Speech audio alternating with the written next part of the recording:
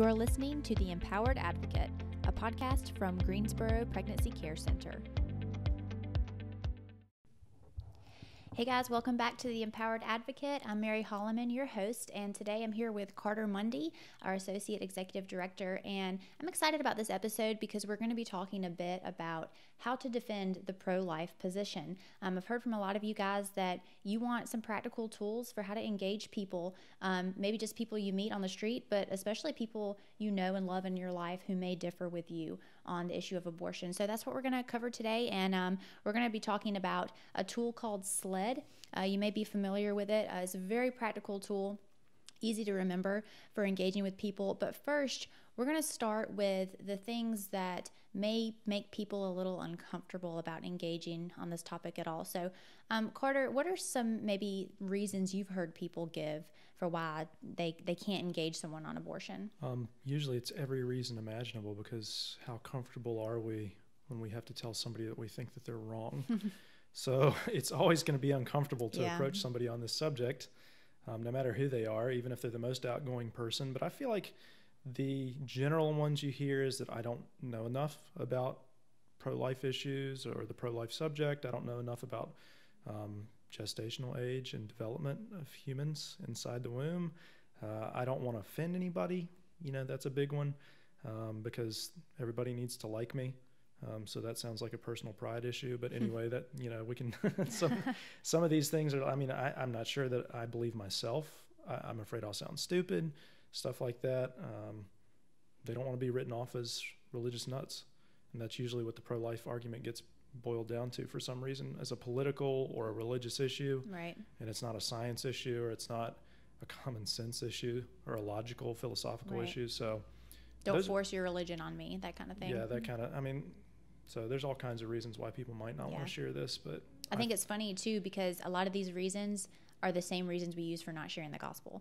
Ooh, that's good, yeah. So we kind of see some parallel. There are a lot of parallels as we're talking about this issue. We know ultimately abortion is a gospel issue, and that's a topic for another episode. But so it is ultimately a religious issue, you're saying?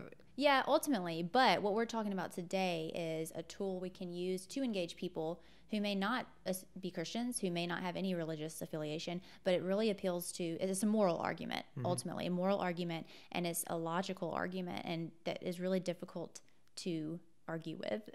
So we're going to get into that. But first, Carter, share maybe some just general tips for how to communicate with people, I guess maybe our attitudes going into a conversation. Yeah, I mean, what we're engaging in, like you said, is maybe a philosophical, moral debate, conversation, argument, whatever you want to call it.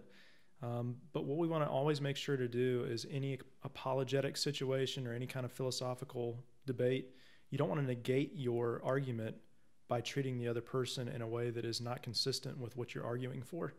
So if we're talking about arguing for the personhood of an unborn human, we're talking about the value of every human life. We're going to make sure that when we have a conversation with somebody, we don't negate that by treating that person that we're having a conversation with like trash, right? Or devaluing them because they have a differing opinion than us. We may believe that their opinion is wrong.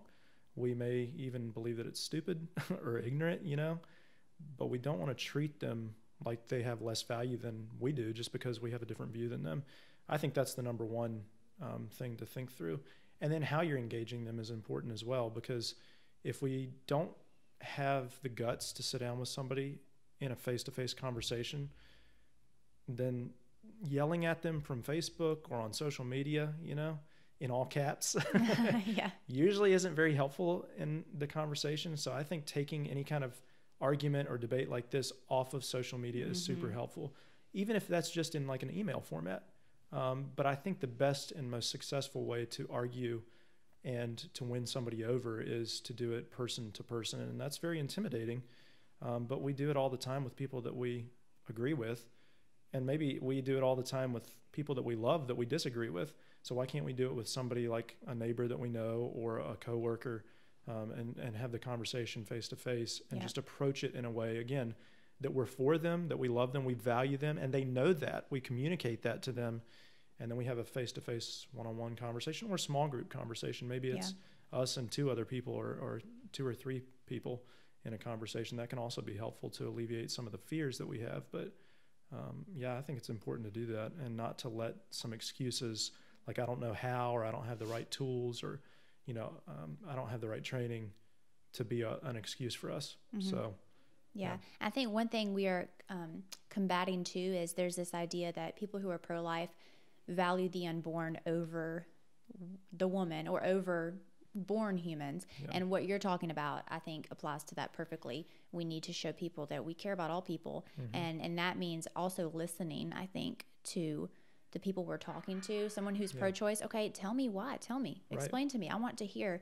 And actually listening. Because I'll give you an example. I was out on campus last week. We were doing some surveys, asking people their opinions on abortion. And I met this one woman who was adamantly pro-choice. And she was pushing back against a lot of things I was asking her. I used SLED, and we'll talk about that in a minute. But it turned out she had had an abortion over 20 years ago. And the circumstances were really terrible. She remembered the abortion. She remembered the sounds, the sights, the smells. And she got emotional, and it came out that she really had never healed from it. We just don't know when we're talking to people what their stories are, and we got to be willing to listen. So in that conversation, it stopped being about talking about our views on abortion, and it became, let me minister to you where you are right now. How can I help you? It can't be about winning an argument. It's got to be about the person and getting to know them and their story. Yeah, I think that's key. We've got to get out of the mindset of having debates, because I feel like most of us listen to the political realm a lot, and we feel like we have to talk back and forth to one another or past one another. What we need to do as Christians especially is just be about, like you said, listening to somebody and seeing where they are and then addressing them where they are. Jesus always did that. He never went and just preached at people. He never did it. He always engaged them where they were and got into their lives and then ministered to them and told them the truth out of that. I just think of Zacchaeus as the perfect example. He's a Jew who was a tax collector. Nobody liked tax collectors because they were swindlers. You couldn't trust them at the time. They were basically, Jewish people who had forsaken their people to work for the Romans. And Jesus, instead of preaching at Zacchaeus, he just said, hey man, let's go have lunch at your house today. And he invited him to lunch, went to lunch at his house, went to his home, talked to him. And that's what changed Zacchaeus' life. So we have to be about the same thing with people.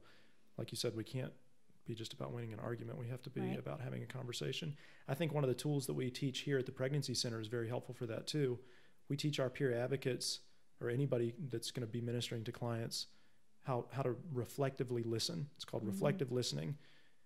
They talk, you listen, and then you reflect back to them what you heard. And that lets them know that you're listening. You're trying to understand and process. It gives you time to understand and process what they're saying. And then out of that, you can communicate to them things that you think that they need to hear because of that. We're not always right too, so going into it with an attitude of humility is helpful. Yeah. But we know that we're right on the issue of the unborn having value. And so being humble to the point where you can be humble, but then being firm where you can be firm in the conversation is also important. Yeah, that reflective listening is so helpful. I use it all the time. I'll say, okay, tell me your views about abortion, and they'll tell me, and then I'll say, okay, so it sounds like what you're saying, right? And I'll usually say, correct me if I'm wrong, because I want to make sure I understand you. Yeah, we don't want to characterize anybody in the wrong exactly. way, right? I don't want to make assumptions or assertions about what people That's believe. Not helpful to help win them over. Right. If we're really trying to win people over and not just win an argument, then we're going to listen to what they're saying and try to understand. Yeah. So that's important. So kind of moving forward, a few things to remember as you're going into a conversation with someone about abortion. This has helped me a ton. Some people will try to say, well, no one ever goes into a conversation like this and has their mind changed.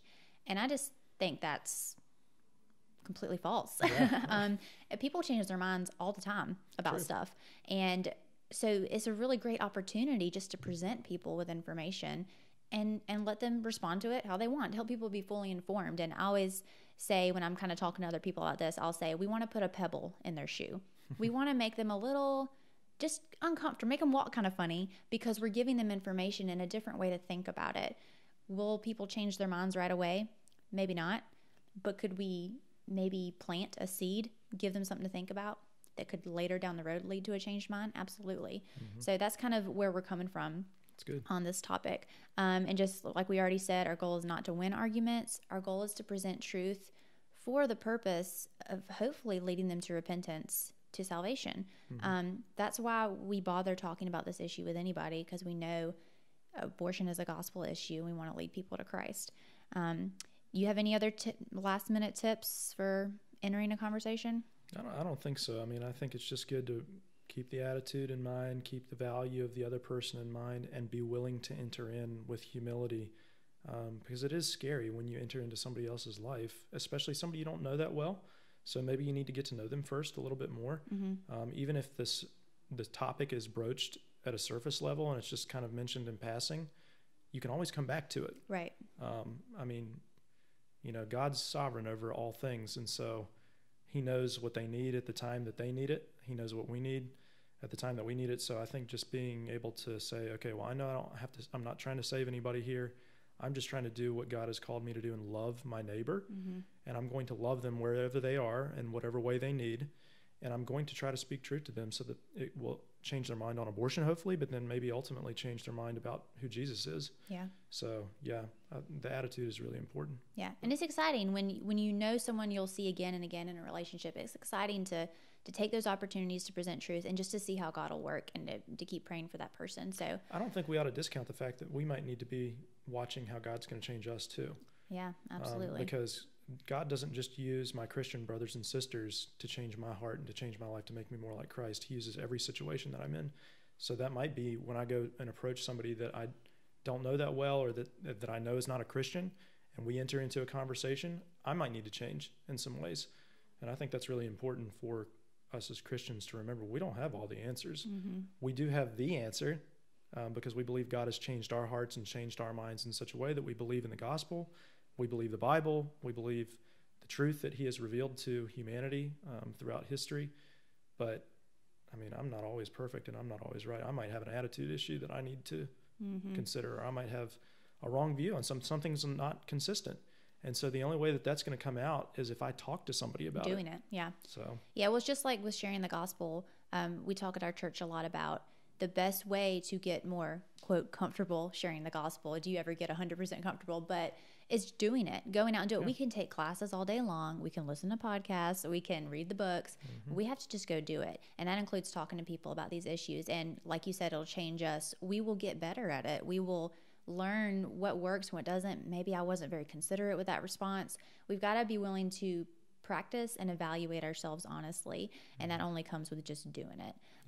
So we're going to take a break. When we come back, we will jump right into SLED, what that means, how to use it, and then some common justifications people give for abortion, and then how we can respond to it in a logical way. All right, so We'll be right back. Thanks.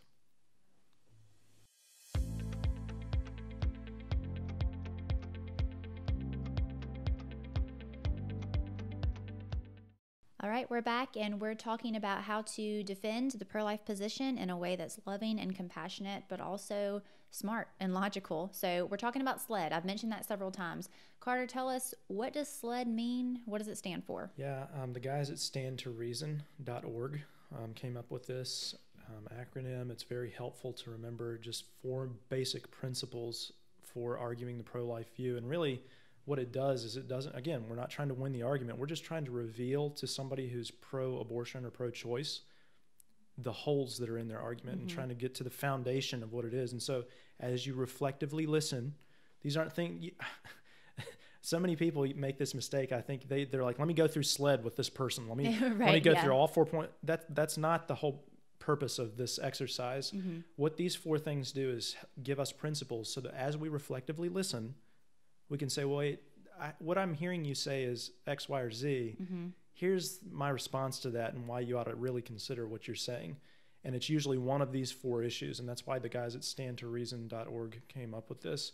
So I would encourage everybody who's listening and watching to go to standtoreason.org, and you can look up the SLED test, or you can do a Google search for it and it pops up too. But so the SLED test is size, level of development, environment, and degree of dependency. That's SLED.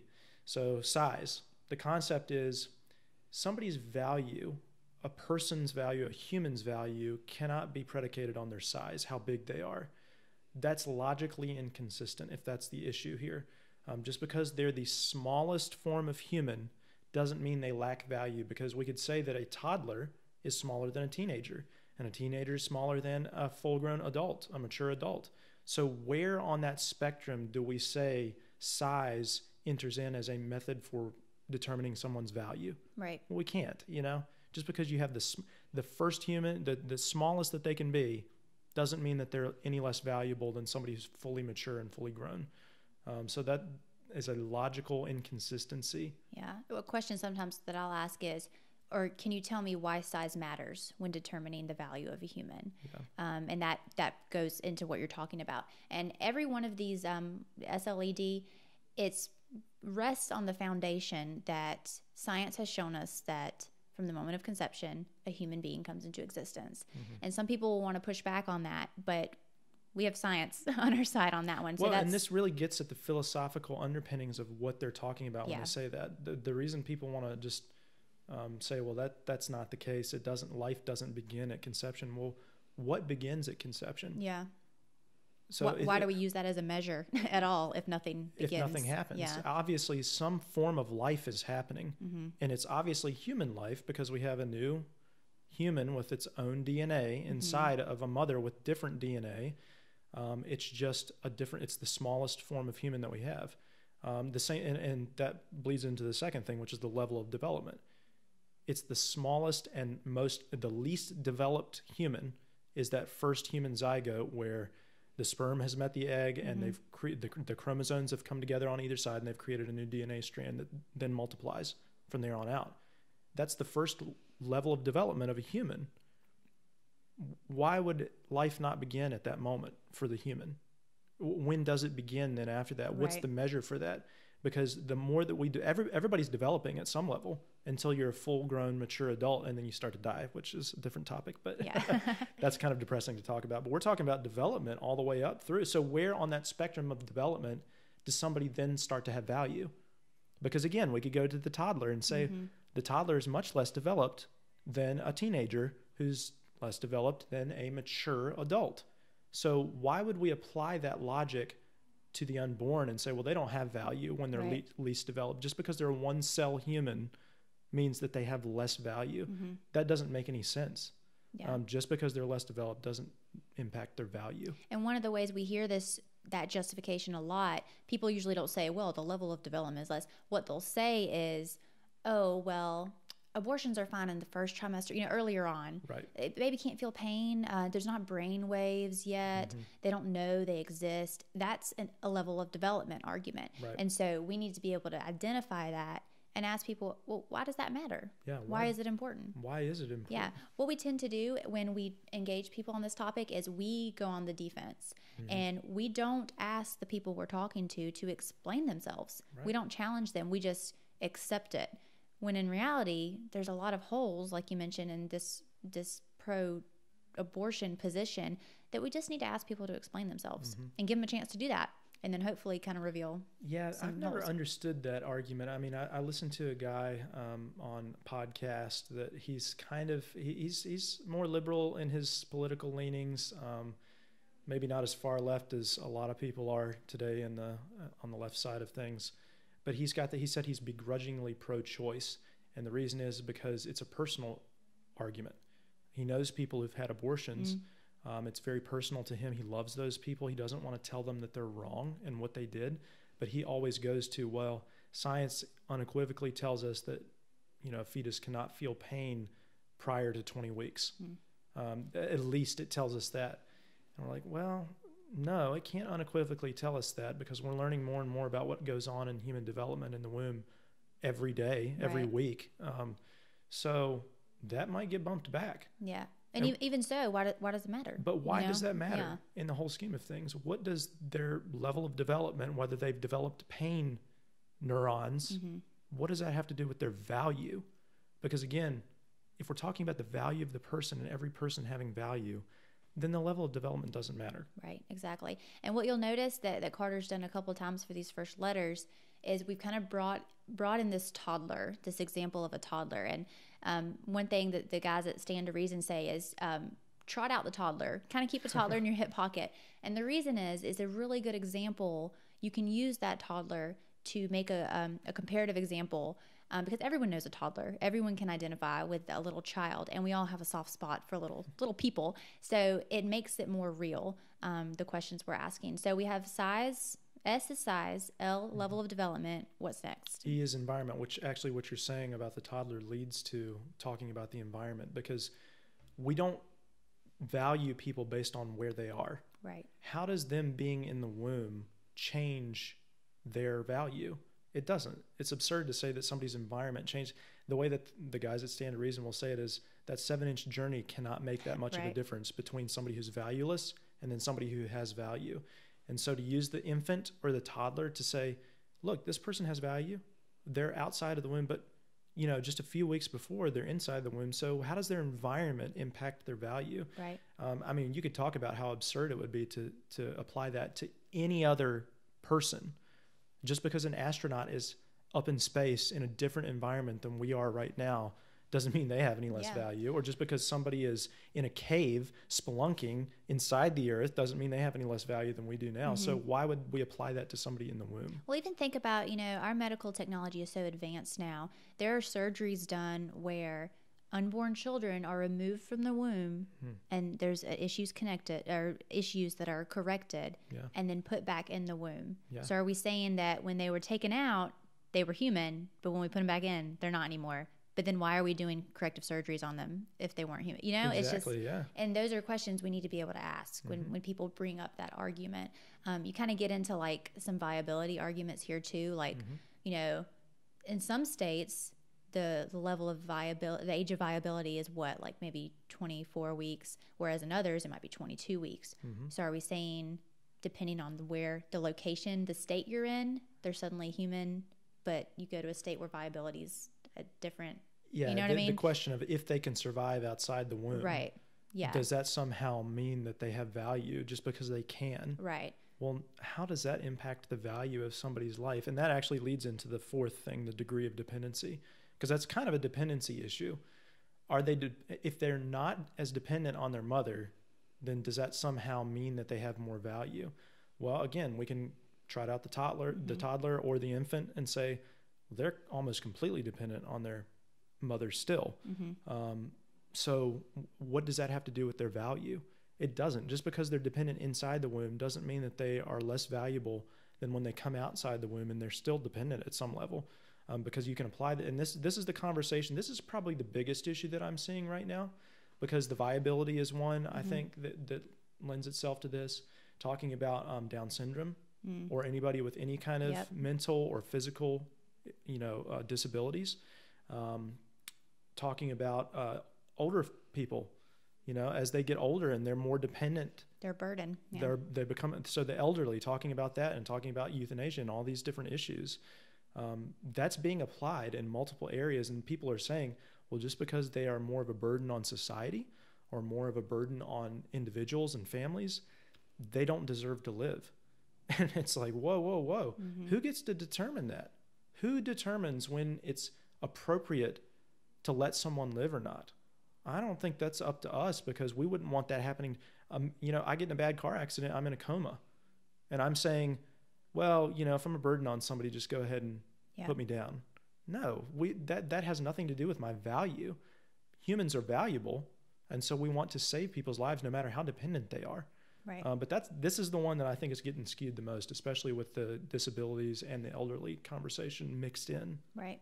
Yeah, and this SLED is very helpful in giving you the tools to identify those inconsistencies in people's arguments. And one thing that I really love that Stand to Reason also points out is that the central, I guess, question at the center of the abortion debate is, what is the unborn? And people may not acknowledge that, but that really is. Pretty much everyone who is pro-choice or pro-abortion, they're making an assertion that the unborn is not human. Because if the unborn is human, then all of these reasons, SLED, there's no justification. Right. I think it was Greg, I'm going to butcher his last name, Greg Kokel. You know what I'm talking about? Kokel.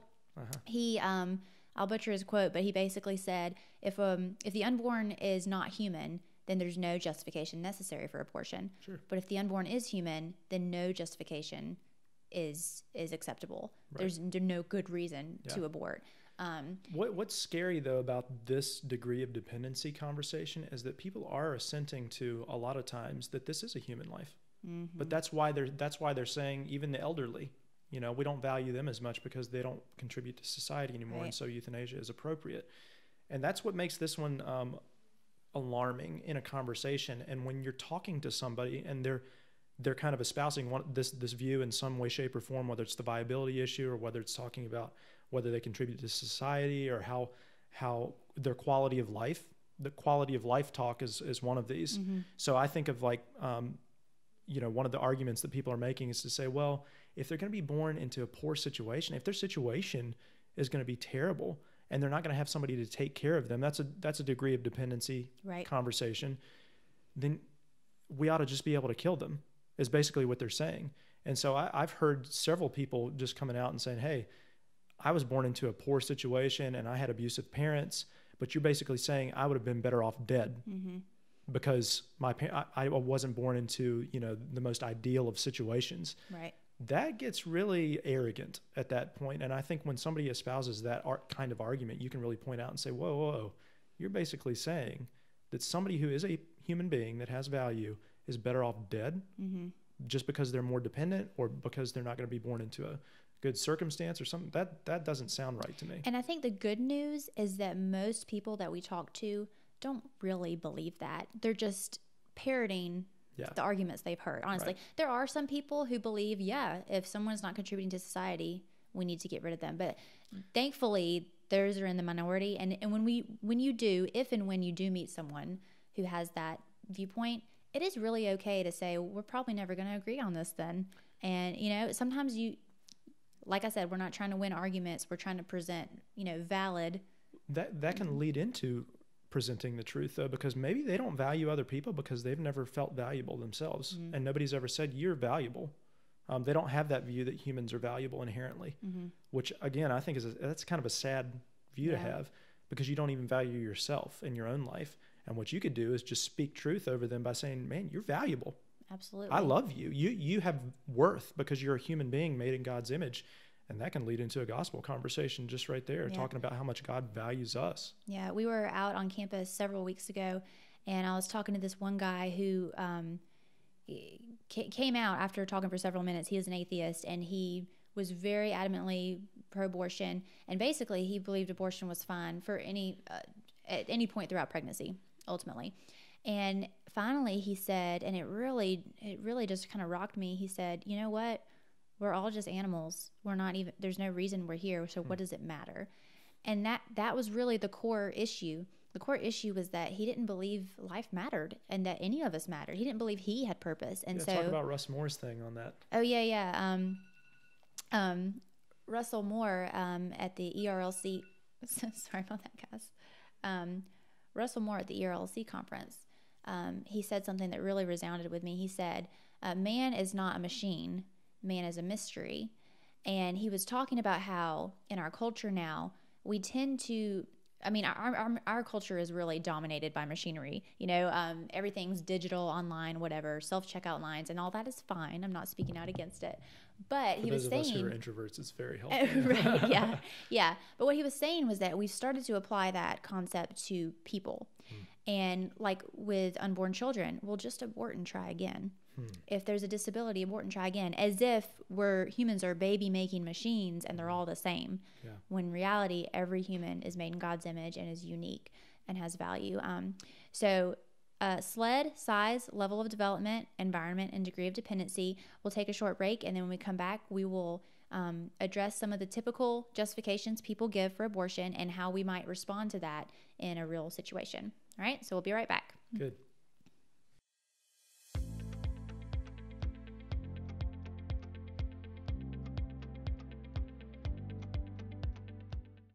All right, so today we've been talking about SLED, how to defend the pro-life position. So now I'm going to throw some objections at Carter and see what he gives me back. And he's on the spot here. He's going to use SLED. And she did not give me these questions beforehand. I'm just reading them right now, right, for the first time. So. Mwahaha. So these are all questions that are objections that I've heard personally, whether I'm out on campus or just talking to people, in passing, and they're pretty common. So I'll start with the first one. So you just met me on the street, or I'm a friend or family friend or whatever. Carter, I'm personally against abortion. I wouldn't do it. But I think a woman should have the right to have an abortion if she's finds herself in that situation. Do you really think that the government should be able to tell a woman what to do with her own body? Yeah, I disagree with you on that. If this is how I'm talking, I would probably just state that I disagree with somebody and just say, well, I disagree. And if you'll allow me, I'd like to tell you why. Okay. Sure. Yeah. We have to ask the question about, so usually the conversation always goes toward the woman's right and the woman's choice, and her body and all of these things. So it makes it very political. But I think this is more of a moral issue about how we treat human beings in general and how we value all human life. Because the mother's life is valuable, yes, and I agree with that 100%. So I agree with you when you say that the mother's life is valuable, that she should have a right to make choices and be autonomous at some level. But when it comes to how she infringes her rights on another human being, this is the First Amendment of the United States. We're just talking about it like Americans. She doesn't have the right to hurt somebody else to further her life or to make her life better. And so I would apply that in this situation to her child as well. Do we allow people to murder or kill other people just because they're an inconvenience to them, or because they get in their way, or because they don't like those people? Well, no, I don't think so. I don't think you believe that either. So why would we apply that to an unborn person? So I think the question would be, like, is the person that's in her womb really a person worth valuing? That's the question that I would pose to you. So someone might come back to that and say, well, it's different. The child's in her body. That's a woman's body. You can't tell a woman what to do with what's inside her body. Well, we tell people what to do with their bodies all the time. We tell people that they can't pick up a tool and whack somebody else in the head and kill them with it.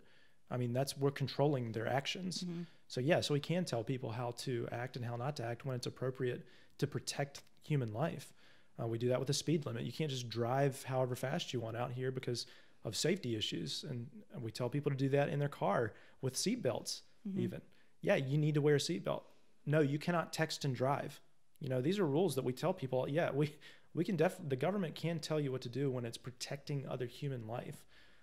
I think this gets into politics and political views, but I'm much more of a small government kind of person. So yeah, I don't want the government telling me what I can and cannot do, especially it regards what I believe.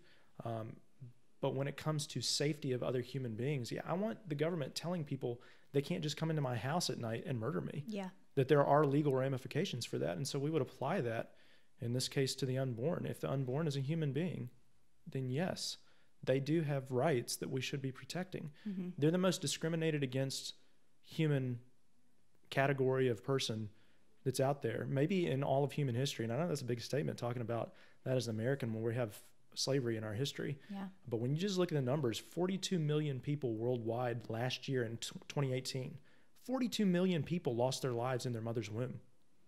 That's incredible. That's a tragic, epic proportion of human loss of life. So just by the numbers, this is probably the biggest human rights issue that we face in our time. Yeah. If the unborn is a human, which just asking the question is absurd, because as we talked about with SLED, size, level of development, environment, and degree of dependency, yeah, unborn people are people. Yeah. They're humans. They're worth If they're not protecting. human, what are they? Yeah. Exactly. Yeah. And, I've been asked this question before, and I'll trot out the toddler, like we talked about earlier, and I'll say, okay, well, so let's take that same woman. Let's say she has a child already, whether an infant or a toddler, and she decides that in the name of autonomy, she needs to execute that child. It's her life. She can do what she wants. Yeah, because for whatever reason, and maybe she has, quote, good reasons. Maybe there's financial issues. Maybe she doesn't have support, but the child's already born. She decides to execute it. Is that okay? And every time people have said, well, no. And they look at me like I'm asking a ridiculous question. And they're like, well, no. And I say, okay, well, why is it okay for the unborn child? And they say, well, that's different. Well, How's why it is it different? Yeah. Because embryology has established the humanity of the unborn from conception. So, and I'll say this, what I'm arguing is that the person's, a woman's autonomy, or the woman's, if they're arguing about like the location in the womb versus out of the womb, that's not a good reason to justify killing a child then in the womb, but not now outside of the womb. Yeah. So that's typically how I would respond. The woman's rights question cannot supersede the rights of the unborn in this case. When Right. it comes to their lives, yeah, we wouldn't apply that to any other human being. Yep. Just because they're a burden on me, Yeah. or just because I don't want them around. I mean, you wrote a good article a few like a month or two ago on our blog that I think people should check out. I don't remember the name of the post, but you used the example of a woman who didn't want her husband around, and she just thought it would be easier to have him murdered rather than to get a divorce. Yep. She hired a hitman. She's applying that logic that this woman in this situation, or whoever it is that they're talking about this way, and saying, can the government really tell you? She's applying that logic to her marriage when she says, well, it's just easier for me to kill my husband than it is to divorce him or leave him, or whatever the case might be. It's Who are we to stop her? Yeah, who are we to stop her? It's her life. It's her marriage. She can do what she wants. Oh, wait, no. Yeah. Well, this argument is my body. And this is a big argument. We hear this all the time. This is in the mainstream media. A woman's choice, a woman's choice, a woman's choice. There's big to-do about it. You know, Georgia now is about to pass that law, the heartbeat bill. And good. all these celebrities are coming out up in arms saying, you can't strip a woman of her right. You know, she's going to lose her job, you know, if they're in film, lose jobs because of this. But that is making the assumption that the unborn is not human. And we've got to get down to the crux of the argument. To take the life of an innocent human being is wrong. Abortion takes the life of an innocent human being. Therefore, abortion is wrong. Yeah, that's it. That's the logical argument right there. Yeah, so let's go on to another justification that we hear. So what if a woman has been abandoned by the father? She can't afford another child, financial issues. We hear that a lot. It's just going to be very difficult. Wouldn't it be better to abort that child than to bring the child into a world where it can't be cared for? Yeah, we talked about this when we were talking about the degree of dependency a little bit earlier. But it's like you're saying that child is just better off dead than being born into a situation that's not ideal. Yeah, we do live in a broken world. And we do live in a situation, in a world where situations like this come up and people have hardships and they're not able to have as much money as they need or as much food as they need. But does that mean that a person is better off dead than being born into the world and having a chance at human flourishing? I don't know how we can be the determiners of that, to say, well, that person's poor, so they're going to die. That's called eugenics. Yeah. You know, I don't know if anybody has ever heard of that. This is exactly what Nazi Germany was doing at the time. Yeah, that's true. So, I mean, it's the same logical argument that they're making. So bring out SLED. Let's say you wanted to trot out your toddler. How would you respond to that argument using the example of a toddler standing right in front of you?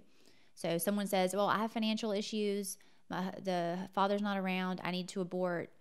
How could we use a toddler in that example? Yeah, it's like, well, if you already have a kid that's in that situation and they're in a impoverished family or they're in an abusive situation, you're saying it'd be better to kill them than for them to continue living.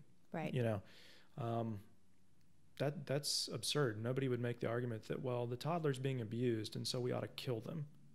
Right. No, what we ought to do is help the toddler. What we ought to do is give them counseling and take them out of that bad situation and put them into a better situation. Yep. So we would apply the same argument to the unborn, I would think, and to say they may be born into a non-ideal situation. What could we do to help the mom? What could we do to help the dad? What could we do to help the family so that the toddler does have a better chance at living a more ideal situation? Right. I was I got this response when I was out on campus talking to people, and he said, well, and I asked the toddler question. I said, well, what if a woman had a toddler and their finances got really bad? You know, it would be easier to pay the bills without this toddler. Is it okay for her to execute him? And he said, no. And I said, well, why not? And he said, I mean, because that would be wrong. She could at least place him for adoption. And I said, well, couldn't the same be said for the unborn? And it was silence. Right. And he just he had no response. And it wasn't so I could be like, ha, gotcha. Yeah. It was just he had never thought about it before. Most people have never thought. Mm-hmm. So when people present you with these arguments, throw it back on them, ask them a question, and give them the chance to explain it. That's what we're getting at here. Yeah, we need them to see the problem with their worldview and their philosophy. So we're not trying to win the argument, but we're trying to get them to reflect on their argument. Yeah. One of the best things we can do for anyone, whether we're talking about abortion or sharing the gospel, is to help them be consistent in their beliefs. Mm-hmm. And if they can't be consistent, then hopefully they'll see that on their own. Like one thing one of our pastors says is, if you're talking to an atheist, help him be a good atheist. Help him be a consistent atheist. Hold him, make him accountable to what he says he believes. And when you push people on that, it's okay to push people.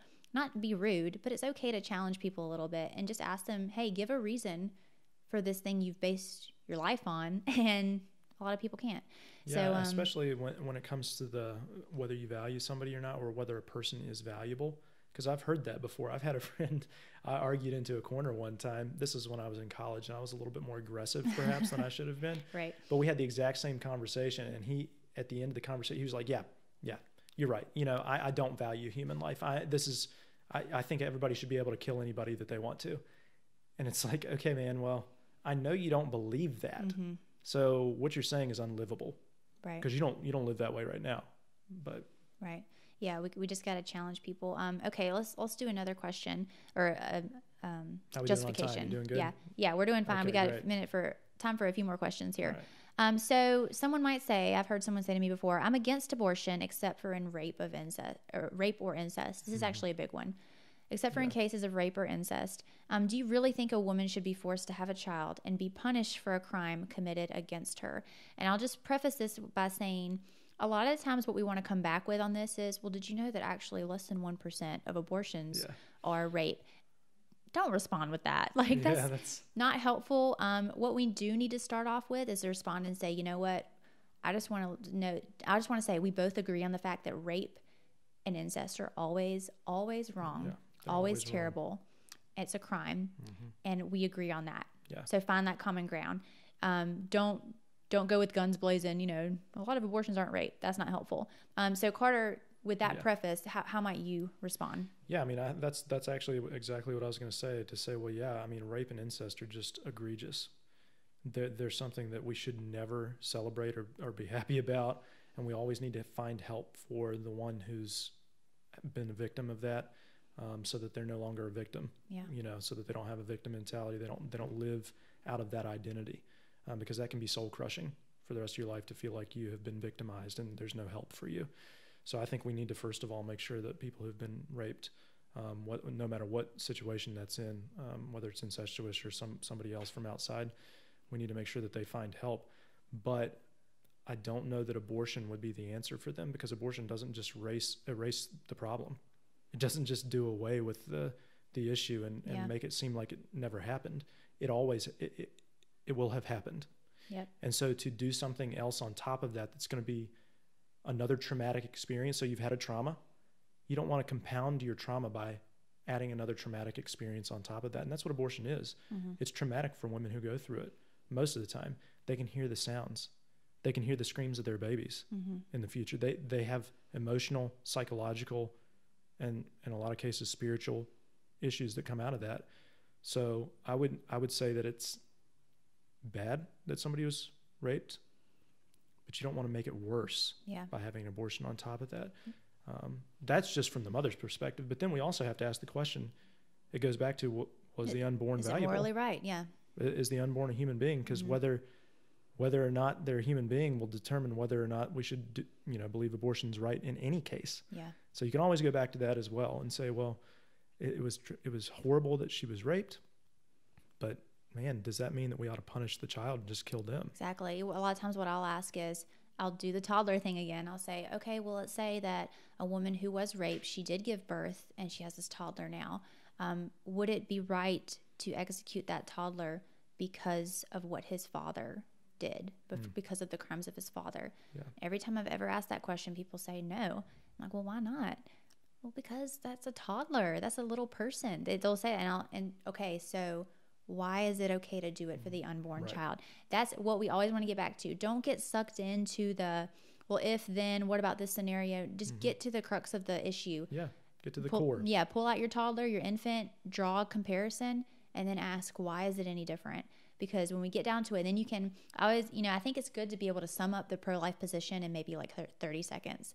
And this is another stand to reason thing. So one thing you can say, if you're on the street or if you only have a few seconds to communicate it, if someone says to you, why are you pro-life? This is how I have responded before.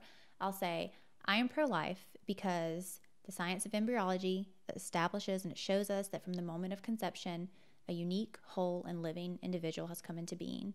The only difference between you as an adult and you as an embryo is your size, your level of development, your environment, and your degree of dependency. And none of those are good reasons to justify killing you then as an embryo, but not now. And I've presented an argument. I've used science to back it up. It's logical. And now the person I'm talking to has to respond. Yeah, you could say, what do you think about that? Yeah. It sounds like you've done that before. A few times, yeah. That's good. Yeah. Were you that good when you started? Absolutely not. Good question. Yeah. No, the first time I went out to kind of talk to people about this, terrified, absolutely terrified and awkward, and said things that probably didn't make sense. But by doing it again and again, you get better at it. And one thing I've done, I've made my husband listen to me and practice this at home. And so that's a little less intimidating way to get started. Practice it on your friends, your spouse, roommate, whoever. Ask him to play devil's advocate for you too. Yeah, come back at you with stuff. That's the only way we're going to get better at this. So I hope that this has been helpful for those of you who are listening. Carter, any last words you'd give to someone who's listening, who's a little concerned, a little nervous?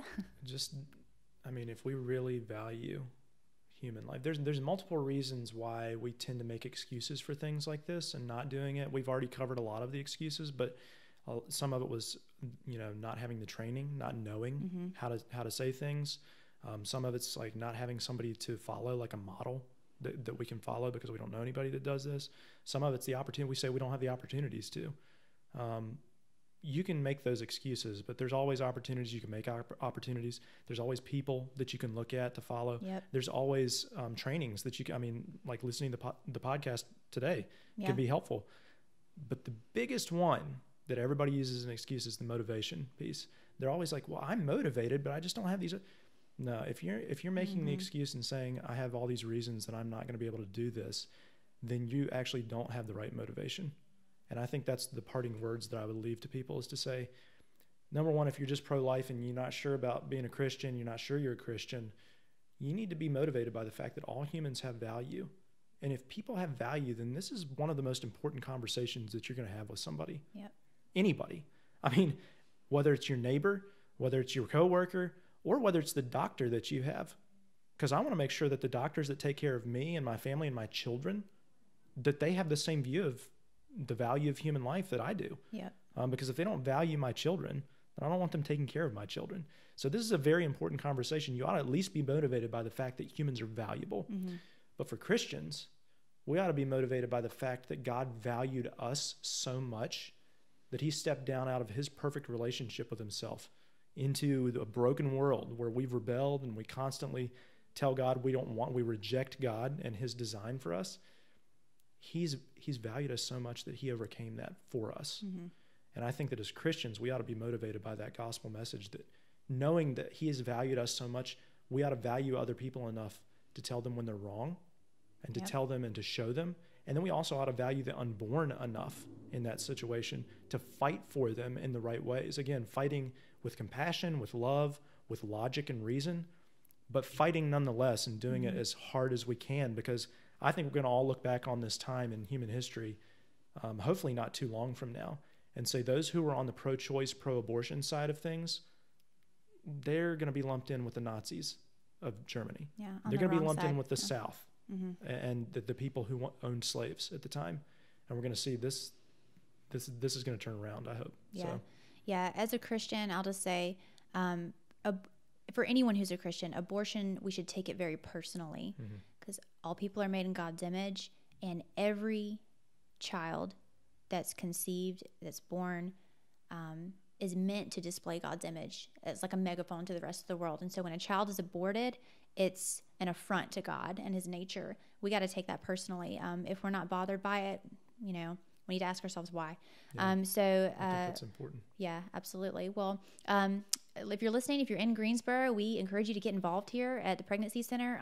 We want to equip you and empower you to face this issue of abortion and to give women, mothers, the tools they need to face their unplanned pregnancy without fear. If you're not in Greensboro, look up your local pregnancy center and get involved there, because I know they'd love to have you. Thanks so much for listening. If you haven't already, make sure you subscribe, and you can check the notes for some links to Stand to Reason and some other things that we've talked about. So thanks, Carter. Thanks, Mary.